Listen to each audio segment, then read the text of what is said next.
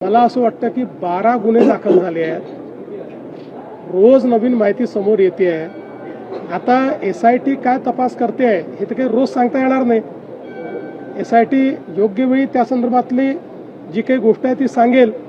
मला असं वाटतं SIT वर सर्वांनी विश्वास ठेवावा. SIT उत्तम काम करते. करार प्रकरणातले व्यवहार सगळे ईडी चौकशी होणार का व्यवहारांची, आणि दुसरं म्हणजे सरकार जमा होणार का जमीन? असं आहे की निश्चितपणे याची ईडी चौकशी होणार.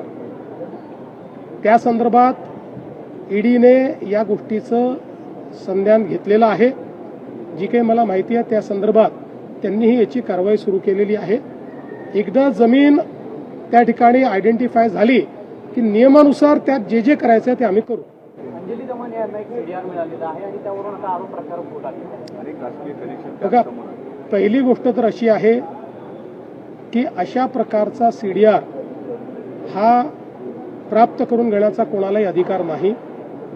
तो फक्त या ठिकाणी जी काही जांच एजन्सी आहे जे तपास करतायत त्यांनाच तो अधिकार आहे.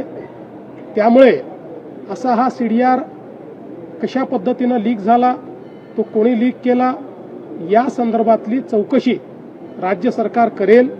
मला असं वाटतं की या अशा प्रकारच्या सेन्सिटिव्ह केसेसमध्ये शेवटी केवळ आरोप प्रत्यारोप करून चालत नाही. ज्यांच्या विरुद्ध सबळ पुरावा असेल त्यांच्या विरुद्ध या ठिकाणी काम होईल. कोण कोणाशी बोललं, कोणी कोणाशी काय केलं याच्या आधारावर आपली क्रिमिनल जस्टिस सिस्टीम चालत नाही.